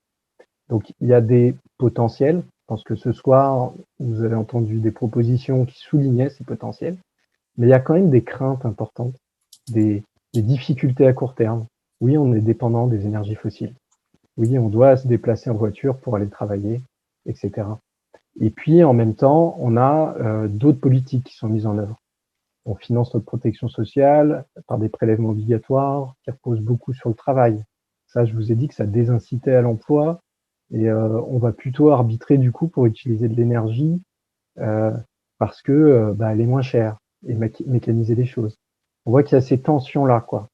Et il faudra aussi faire évoluer un peu les modes de vie. Mais je pense dans tout ça, ce qu'on a vu, c'est que pour exploiter ces synergies potentielles, et puis de temps en temps quand même, il va falloir faire des arbitrages collectifs. Eh bien, il faut arriver à voir les choses un petit peu plus largement, voir où il y a ces points de tension, pouvoir en discuter, et puis pouvoir s'accorder un peu plus, on va dire fondamentalement, structurellement, sur le chemin et le projet qu'on a envie de faire collectivement. Et ensuite, ça se passera par quelle forme de réforme fiscale, quelle forme d'aide ou de mode de financement, etc., des mesures particulières. Mais c'est vrai que ces dernières années, souvent, il y a eu beaucoup de mesures qui sont surajoutées. Donc pour vous, ça doit être Et pour moi aussi, ça va un peu dans tous les sens. J'ai essayé de vous décrire les interactions qu'il y avait. Et puis ça engage aussi également beaucoup, on l'a vu ces dernières années, les conditions d'une adhésion. Donc j'ai vu dans le chat, il y avait le fait de dire, bah, oui, la fiscalité carbone, on va encore augmenter les prélèvements. Mais ce que je disais tout à l'heure, c'est aussi que du coup cet argent, oui, ça crée des recettes, mais le but c'était d'augmenter le prix des énergies fossiles, pas de créer des recettes supplémentaires de taxes. Avec ça, on peut diminuer d'autres prélèvements obligatoires, par exemple sur le travail, favorise la progression des salaires, sans augmenter les coûts de production, parce que pour une entreprise, si vous diminuez en même temps des prélèvements obligatoires sur le travail et vous augmentez des prélèvements sur l'énergie, grosso modo, ça se compense. Ou alors, vous utilisez une partie de cet argent pour compenser le surcoût à court terme des énergies fossiles pour les plus vulnérables, mais tout en augmentant les prix d'énergie pour qu'ils ne restent pas dépendants de ces énergies fossiles et qu'on leur offre des alternatives. Mais on voit que dans tout ça, il y a des arbitrages, il faut arriver à voir ces synergies entre politiques publiques qui sont discutées séparément. Et donc les Gilets jaunes, il y avait le fait de dire, c'est la goutte qui a fait déborder le vase, et c'est pas forcément la taxe carbone, mais il y a plein d'autres choses. On nous a mis la limitation à 80 km/h, le rattrapage diesel essence. En même temps, on a supprimé l'ISF par ailleurs, etc. C'est cet ensemble-là qui n'est pas jugé satisfaisant. Et puis là, dans l'époque du Covid, on a aussi vu qu'on est prêt à des prélèvements obligatoires ou si ça finance des choses pour la santé, pour le fait qu'on soit protégé lorsqu'on est malade du Covid, ou alors qu'il y ait des transferts sociaux pour le chômage lorsqu'on a un problème d'activité comme dans une crise comme cela, je pense qu'il y a un consentement possible à avoir. Et donc voilà, l'idée de dire ce contrat social, c'est qu'en fait, face aux transformations qui sont très importantes, il faut dire qu'on va devoir mettre en œuvre pour sortir de cette dépendance aux énergies fossiles, pour faire les transformations à la fois de mode de vie, de production et de consommation. Ça demande de voir ces choses-là par quelque chose de plus fondamental, c'est ce contrat social. Et après, la façon dont ça se manifeste dans des politiques publiques, ensuite, ça se mettra en place à tout niveau. Et le fait de ce contrat social suppose aussi qu'il y a des tensions, quoi. C'est pas du win-win où il y a des arbitrages à faire, donc il faut en discuter. Donc là, il y a toutes les démarches pour discuter et arriver à avoir ces débats sur on n'est pas d'accord et faire ces arbitrages autre part que peut-être dans la rue, après coup, avec les politiques, que ça soit Gilets jaunes ou autres. Mais et voilà. Donc la question, c'est comment dans le futur est-ce qu'il va y avoir une démarche pour avoir cette vision un peu globale, cette discussion globale, un peu sur les politiques et où on va, et que aussi il y a une confiance collective qui se crée et qu'on n'ait pas l'impression qu'il y a des politiques publiques qui soient pas mises en place au service d'un projet collectif qu'on a bien compris et auquel on accepte. Bon, voilà, j'ai été un peu long, mais je pense que c'est le lien un peu de tout cela qui est cette idée de contrat social et qui suppose, finalement, c'est pas facile parce que pour un homme politique ou pour quelqu'un, proposer une petite mesure, ça, il faut faire ça, c'est bien, il faut le faire. C'est presque plus facile que de mettre en place les conditions de négociation, de délibération collective avec les risques que ça peut être politiquement, etc. Donc on l'a vu.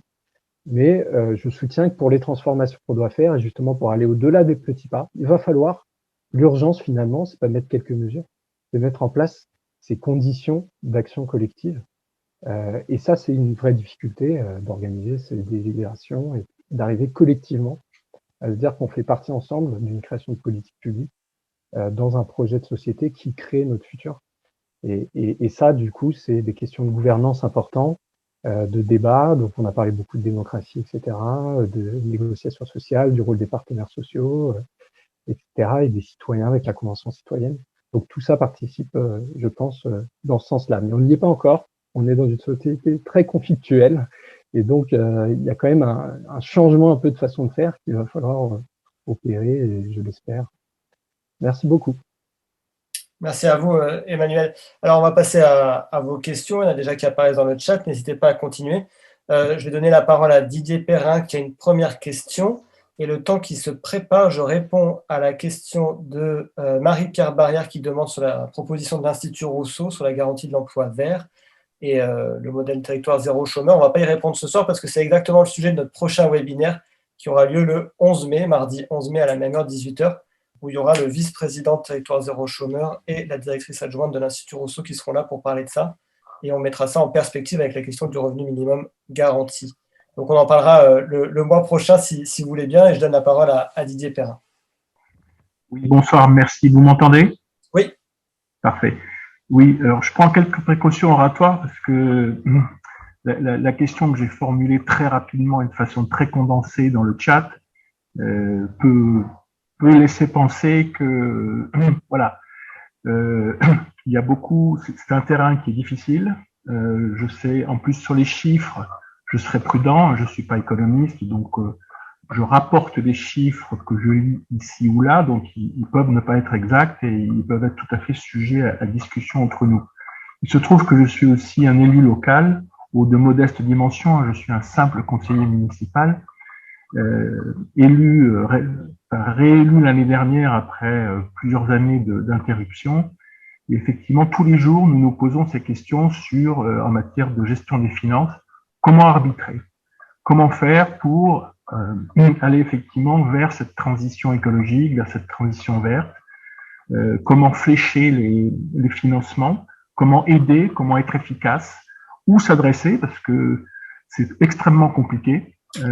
Malheureusement, nous sommes dans un pays qui est très administré, mais je dois vous dire qu'en tant qu'élu, parfois, on a énormément de mal à obtenir de l'administration, au sens très global du terme, hein, à tous les niveaux, des clarifications, des explicités des lois, des textes, des ordonnances, des arrêtés, etc., que eux-mêmes d'ailleurs ne savent pas toujours expliquer, ce que je peux comprendre, hein, c'est un sujet extrêmement difficile, avec en plus des collectivités locales qui peuvent souffrir, et pourtant moi je suis dans un territoire, le sud Île-de-France, qui n'est pas à plaindre particulièrement, hein, nous faisons partie des plus gros potentiels fiscaux français, mais on s'aperçoit qu'on a beaucoup de dépenses contraintes, et que malheureusement, quand il s'agit d'aller flécher, d'être efficace, c'est très compliqué d'aller contre les courants. Alors je suis d'accord, il faut parler avec tout le monde, mais la difficulté en ce moment, c'est qu'on a un peu le sentiment que tous les échelons politiques sont un peu aujourd'hui bunkérisés, craignent. Les gilets jaunes, je comprends que ça puisse aujourd'hui paralyser et pétrifier un certain nombre d'exécutifs, hein, y compris le suprême au niveau présidentiel, mais je crois qu'il va falloir qu'effectivement, entre nous, on retrouve des marges de manœuvre, de discussion, d'intelligence collective, d'arbitrage. Ça va pas être facile, mais moi, je me dis qu'on est dans une année préélectorale, même s'il va y avoir des régionales bientôt, très bientôt, et départementales aussi, mais l'année prochaine peut être effectivement un moment privilégié pour faire remonter tous ces sujets et sensibiliser les politiques à tous les niveaux. Je pense que il y a aujourd'hui, je vais le dire de façon très claire et très citoyenne, hein, je sens un manque de courage au niveau exécutif, parlementaire, dans tous les partis. Là, je ne fais pas de prosélytisme sur toutes ces questions-là. Et que c'est plutôt la société civile, vous, tous les intervenants, et merci parce qu'ils ont été très clairs, qui portent ces sujets un peu à bout de bras. Et finalement, je me dis que c'est nous, en tant que citoyens, qui allons devoir prendre le fardeau en charge. Et c'est normal, hein. On a hérité de la terre, il faudra la rendre. On n'est que des locataires, il faudra la rendre dans le meilleur état possible à ceux qui vont nous suivre. Et Dieu sait qu'il y a du boulot. Et Dieu sait que, voilà. Et en tant que femme, une fois de plus, c'est un sujet très compliqué, mais je pense qu'il va falloir qu'on soit créatif et intelligent collectivement, hein, sur ces sujets. Merci beaucoup pour votre intervention. Je ne sais pas si tout de suite, par exemple, Emmanuel, vous voulez réagir. Non, bah simplement, je pense que ça va un peu dans le sens de ce que je vous disais.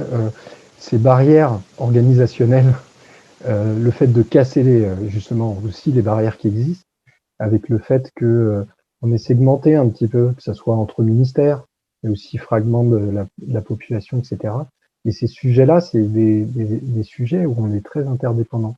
Et donc, il y a une complexité qui est de décloisonner à la fois les sujets, parce qu'ils ont été cloisonnés, les discussions séparées, donc pour négocier entre deux choses, c'est compliqué. Donc, il y a toute une organisation comme cela, avec tous les étages, on va dire, de la fusée de notre démocratie, qui fonctionnent quand même, il y a des choses, mais là, ça remet en cause des pratiques existantes parce qu'on n'est plus dans une logique de gestion, d'optimisation d'un mode de fonctionnement. Là, on est en train de dire comment on se transforme quelque part. Donc, ça veut dire qu'il faut remettre en cause nos pratiques, et ça à tout niveau. Et donc, il faut d'abord la conscience, il faut aussi un peu de pression pour que ça se passe. Mais en tout cas, c'est sûr que pour moi, c'est un peu ces enjeux-là aussi que je mettais derrière refonder un contrat social, parce que finalement, ça met l'accent sur autre chose que il y a des experts qui nous disent ce qu'on doit faire, on met en place ces politiques, et puis après, ça va aller, quoi. Là, il y a des vrais choix de société, il y a des vrais collectifs à créer, la coopération, et ça joue à tout niveau. Dans le travail quotidien, par exemple, quelqu'un qui travaille au ministère des Finances à Bercy, dans son quotidien, ce qu'il gère, c'est pas du tout une transformation de notre système économique. Enfin, il prépare, il calcule des comptes annuels, les investissements qu'on doit faire dans l'année, l'optimisation fiscale ou des choses comme ça. Et donc, chacun doit sortir un peu de sa tour d'ivoire et c'est très compliqué. Donc, j'espère, comme ça a été dit, qu'en tout cas, dans les périodes électorales à venir, que ça soit régional, bon, là, c'est déjà bien entamé, mais les présidentielles à venir, qu'au moins on arrive à aller dans cette direction, que ça soit posé, et qu'on puisse avancer un peu plus en ce sens. Merci. Daniel, je vois que vous voulez réagir aussi. Oui, puisqu'on parle de campagne et que c'est un peu notre cheval de bataille. En fait, nous, bien évidemment, il y a enfin, cette question de la réorganisation et des choix pour le futur, elle pèse du côté expert et administration, mais elle doit aussi venir d'une expression populaire, d'une pression, et donc d'intégrer la capacité qu'aussi on a le droit à la transition énergétique. Tout le monde a le droit à la transition énergétique. C'est l'idée qui est proposée sous forme de transition énergétique juste, mais tout le monde a le droit de vivre dans un logement où on ne grelotte pas et où on ne paye pas des factures incommensurables. Je reprends l'exemple récent de l'Alliance citoyenne qui mobilise des locataires du parc social pour réclamer à leur bailleur, alors qui est pourtant pas le plus touché en France par la question des passoires, parce que justement, il y a des instruments d'intervention mis à disposition par l'État pour ces bailleurs sociaux pour rénover leur parc de manière rapide et bien. Mais pourtant, il y a encore des locataires qui peuvent payer 400 €, 300 € ou 400 € de facture d'électricité par mois et qui ont qui ont de la moisissure partout sur les murs, de l'eau qui coule. Et donc, ces gens-là, ils doivent avoir conscience qu'ils ont le droit de se révolter contre ces conditions, qu'ils ont le droit de demander à leurs responsables, aux responsables des bailleurs sociaux, aux responsables de la mairie, aux responsables nationaux d'intervenir pour que cette situation elle cesse. Il y a toute une question qui nous revient à nous, en particulier à des initiatives comme celle que je coordonne, de populariser finalement un certain nombre de thèmes et pour dire en gros, cette transition énergétique, c'est aussi la réponse aux Gilets jaunes, c'est-à-dire ils ont raison, vous avez le droit à une transition énergétique juste, socialement, qui vous intègre, qui vous envoie vers de nouvelles voies de formation, qui vous propose des nouveaux moyens de déplacement, qui vous permettent de dépenser beaucoup moins d'énergie de chauffage, qui permettent de créer des nouveaux emplois. Et ça, c'est quelque chose qu'il faut. Et aujourd'hui, je pense que c'est beaucoup plus le cas. Et notamment, on voit, et je pense que dans les années à venir, ça va être beaucoup, beaucoup, beaucoup plus le cas avec les jeunes générations qui ont grandi politiquement en fait dans cet univers, que ces revendications vont arriver. Et il y a un moment où effectivement, la question, on est en France quand même, donc la question de la justice sociale, c'est très important, ça reste très important, même si on l'oublie à cause d'autres termes qui pèsent sur le débat électoral, mais quand même c'est très important. Et je pense que faire converger justice sociale et transition énergétique, ça irrigue déjà très largement tous les partis, même pour les régionales. Vous verrez quand même, après les gens le savent pas trop, mais la région c'est quand même le chef de file de la transition énergétique dans les collectivités territoriales, et c'est un rôle qu'ils prennent de plus en plus à bras le cœur. Et il y a de plus en plus d'écosystèmes économiques locaux qui vont dépendre des actions de la région. Donc voilà, et moi j'ai bon espoir qu'en gros, il y ait aussi cette conscience qui se fasse et qui s'érige en revendication politique, en demande politique, en revendication ou en demande tout simplement, et qui amène à ce que cette réorganisation, financière et administrative, elle se fasse aussi sous l'impulsion des gens. Merci. Je vois qu'il y a une autre question de Lionel, Lionel Sud-Rhône-Alpes. Si vous voulez prendre la parole pour la poser.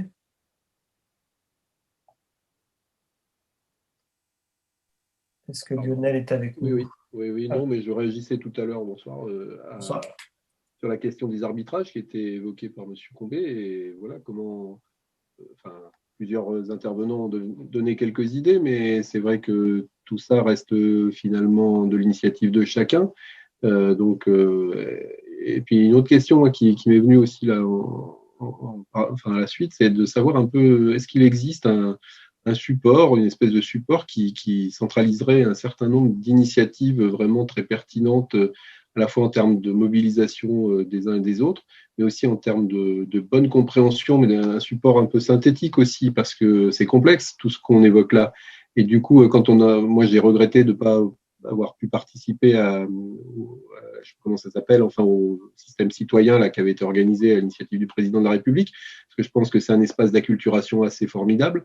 Mais du coup, comment transposer toute cette connaissance finalement, et comment arriver à la rendre, à la mettre à la portée de presque tout le monde, parce que même moi, je m'intéresse un peu à ces sujets-là, mais la question de la taxe carbone et des impacts que vous avez les uns et les autres évoqués, finalement, je me rends compte que j'ai peut-être pas encore tout compris. Du coup, parce qu'effectivement, faire le lien avec l'aspect citoyen, l'aspect conscience politique, le droit à la transition énergétique, toutes ces questions-là, c'est pas si simple que ça de faire le lien avec toute la complexité de la dimension globale, de tout ça. Voilà. Donc, du coup, pour finir sur ça, est-ce qu'il y a un peu des exemples, je ne veux pas parler de modèles, mais des exemples, des initiatives qui permettraient aussi de raccrocher. Enfin, j'ai bien entendu, M. Bosque, ce qui a été expliqué, mais voilà, il y a sûrement plein d'autres initiatives. Moi, je suis dans le champ de l'économie sociale et solidaire, donc je regarde un peu des choses sur ces sujets-là. Mais voilà, il y a sûrement des choses à co-construire. Merci. Justement, j'ai envie de vous donner la parole, Frédéric Bosquet, est-ce que vous pouvez témoigner, vous, au niveau local, dans votre expérimentation Terra, comment est-ce que vous arrivez un peu à sensibiliser, à transmettre ces réalités qui sont complexes, et c'est une réalité. On ne vous entend pas. Justement, notre principe, c'est de dire qu'aujourd'hui, il faut expérimenter. C'est-à-dire que la meilleure façon d'amener les personnes à s'engager, à prendre en compte les enjeux des autres, c'est leur faire expérimenter de façon douce ce qui est possible. Et je me souviens d'avoir eu des débats théoriques à n'en plus finir sur leur une base inconditionnelle, sur les monnaies citoyennes locales, sur la taxe à valeur ajoutée économique, sociale et environnementale, enfin bref, sur plein de débats qu'on avait au sein des jeunes dirigeants. Et puis finalement, à un moment donné, j'en ai eu marre de débattre, Je me suis dit, il faut s'y mettre, il n'y a pas à chier, parce qu'on va tomber toujours dans des problèmes théoriques. Pierre est de droite, l'autre il est de gauche. Qu'est-ce que sera la droite et la gauche dans 1 million d'années? Je sais pas trop. Par contre, ce que je sais, que c'est dans 1 million d'années, on aura très très chaud si on continue. Donc du coup, la question c'est comment on s'y prend. On s'y prend en faisant des exemples concrets et en menant les parties prenantes à trouver leur enjeu dans ces expérimentations. C'est pour ça qu'aujourd'hui à Terra, là, depuis maintenant 2015, au début on a été vu un petit peu comme des extraterrestres, et maintenant les communes s'engagent dans la société coopérative d'intérêt collectif. On travaille avec la région, le département, l'ADEME. On travaille avec, on a des étudiants de grandes écoles qui viennent faire des stages de 15 jours chez nous, pour vous dire que quand même les choses changent. Et je pense que quand on aura en plus un moyen concret, c'est pour ça qu'on est en train de mettre en place ce quartier rural en transition avec la mairie de Trentel, quand on aura un quartier entier qui sera capable de produire sa propre énergie, potabiliser son eau, qui travaillera dans un rayon de 30 km avec des agriculteurs, avec des artisans pour faire des maisons passives, quand on aura ensemble des véhicules en partage propulsés par l'énergie renouvelable de nos propres panneaux photovoltaïques ou de l'hydrolienne qu'on aura dans le Lot, quand les gens verront par leurs yeux que c'est pas juste des bougies dans des grottes et qu'ils trouveront ça bien et qu'ils auront envie de vivre dedans, alors à ce moment-là, ce sera très facile. Je crois que le gros problème qu'on a aujourd'hui, c'est qu'on fait que de l'écologie punitive. De l'écologie, j'aime bien mon ami Patrick Viory, il dit souvent, il faut sortir de Thanatos, il faut rentrer dans Eros. Parce que le problème aujourd'hui, c'est que l'écologie, elle est Thanatos. Ah, si tu fais pas ça, on va mourir. Non, ce qu'il faut dire, c'est chouette, c'est désirable. Quand on aura des exemples qui seront désirables, les gens, on n'aura pas besoin de les pousser, ils vont y venir tout seuls. Je crois qu'on a vraiment presque un devoir aujourd'hui de faire du beau dans l'utile, pas seulement du nécessaire. Il faut rendre désirable ce qui est nécessaire. Et je crois qu'aucune théorie, aucune démonstration intellectuelle, ça marche pas, ça. Ce qu'il faut, c'est qu'à un moment donné, les gens disent, ouah, j'ai envie. Si on arrive à faire sentir ça, mais ça va être formidable. Et nous, pour vous donner des exemples très concrets, à Terra, on reçoit des centaines de personnes qui viennent nous voir, des gens mais qui sont extrêmement différents. Hein. Ça va de personnes au RSA en passant au cadre supérieur qui a 50 ans se rendre compte qu'il vit sur une planète et qu'il a envie maintenant de se mettre au service d'autre chose que de sa carrière. Donc vous voyez, c'est cette espèce d'immensité de citoyens. Quand ils viennent passer 2 jours, on fait des visites de 2 jours, on leur explique ce qu'on est en train de faire, mais vous verriez leurs yeux à la fin.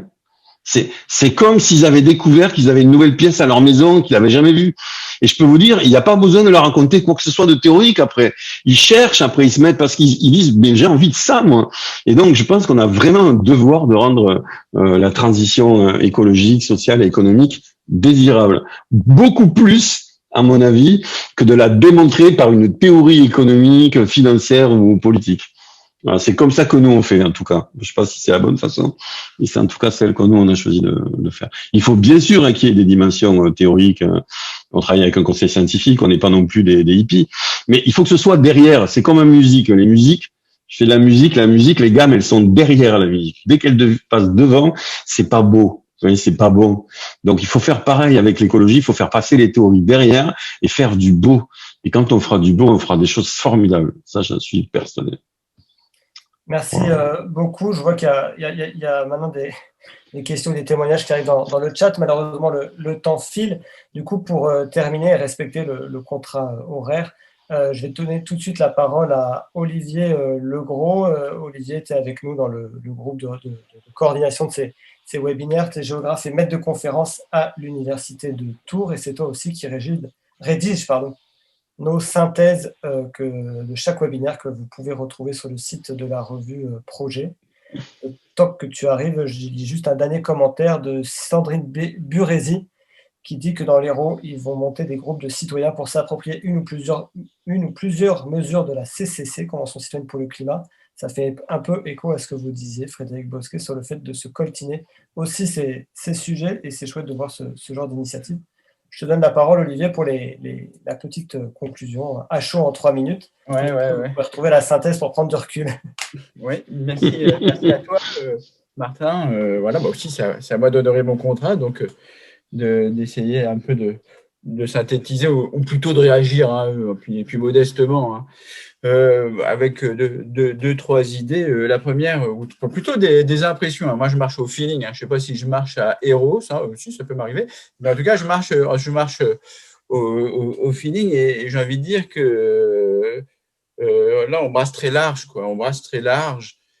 C'est chouette, mais c'est un petit peu peut-être la limite. Alors, j'ai l'impression d'avoir entendu des grandes hypothèses, d'avoir entendu des gens qui sont dans de la communication politique, et c'est très important. J'entends parler après du local à tournant d'Agenais et de la monnaie locale, avec un sujet très vaste. Je ne sais pas si ça rigole, mais en tout cas, ça a une portée aussi, philosophique. Enfin voilà, c'est quelque chose qui est théorique aussi très grande, hein, la monnaie. Hein.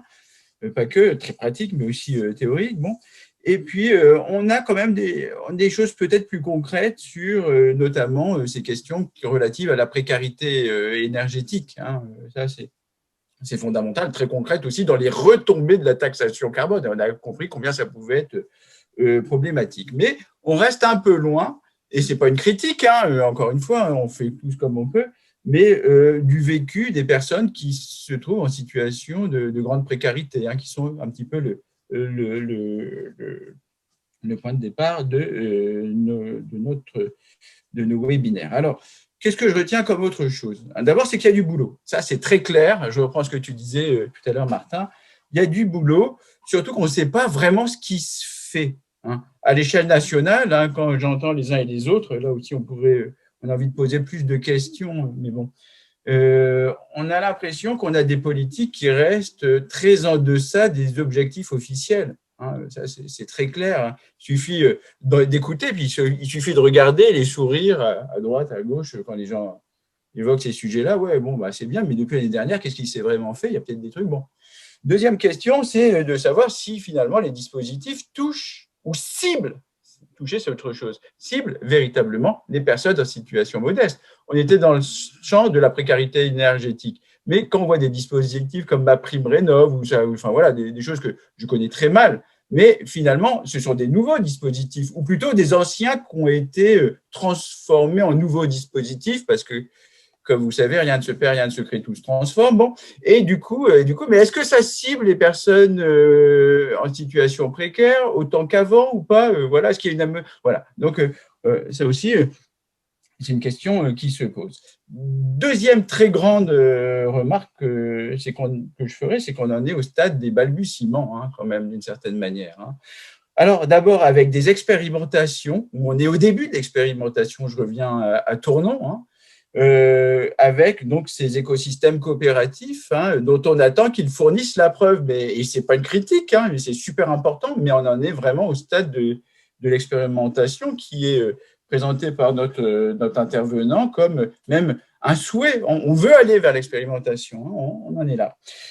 Deuxième chose, ce qui apparaît très clairement quand j'écoute avec un peu de recul, c'est qu'on est au stade de la mobilisation et des combats. Ça, c'est très net, puisque toutes les personnes qui sont là, Emmanuel, Daniel, Frédéric, etc., sont d'une certaine manière dans un combat, hein, de fond, hein, d'une certaine manière, une course de fond, hein, pour faire valoir des positions. C'est exactement aussi le cas du WWF, qui, justement, avec cette espèce de rapport, hein, sur lequel on s'est appuyé pour, justement, même provoquer cette réunion, eh bien, cette discussion, eh bien, nous a finalement aguiché d'une certaine manière avec cette idée qu'il y avait peut-être 1 million d'emplois. Et donc, on a couru. Mais on a compris aujourd'hui que c'est peut-être vrai, bon, mais que c'est aussi un coup médiatique, vous voyez, et pour enfoncer le clou, je reprends, et du coup, on reste un petit peu sec d'une certaine manière, hein.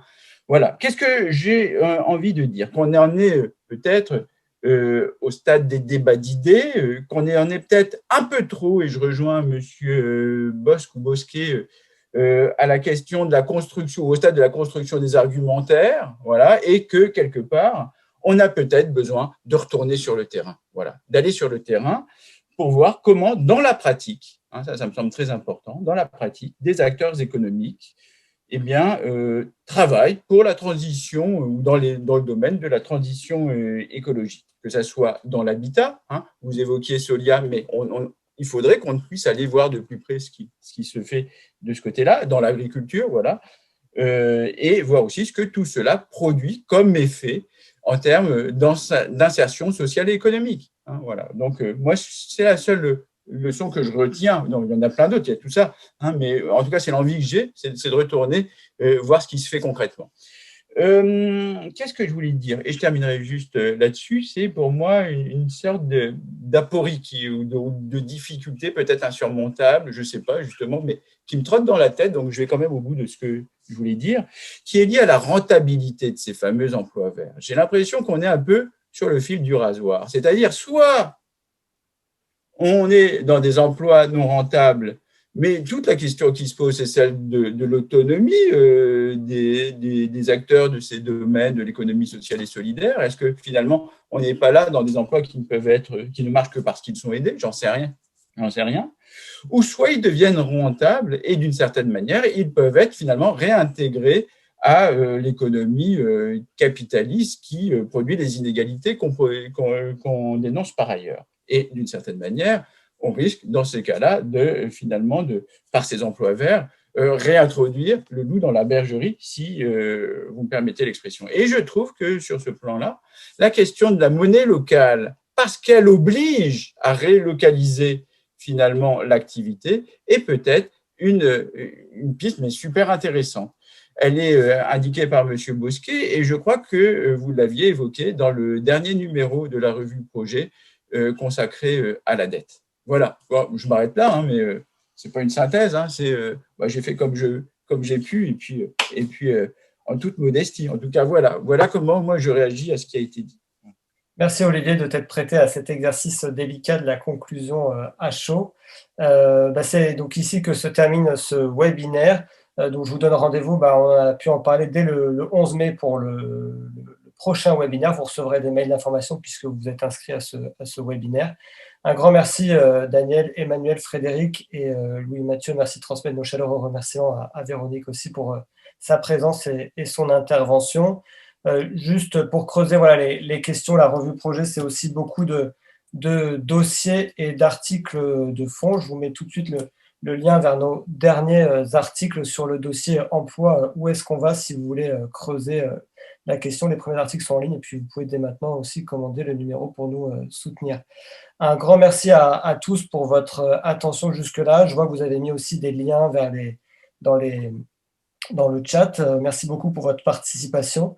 Et pour en savoir on a mis pas mal de liens, donc ça peut vous permettre aussi de creuser. C'est toujours un peu frustrant, 1h30, mais ça semble important de respecter les délais. Donc merci aux 4 intervenants de s'être prêtés au jeu de ces courts temps de parole pour en dire beaucoup, parce qu'on voit que c'est un sujet vaste.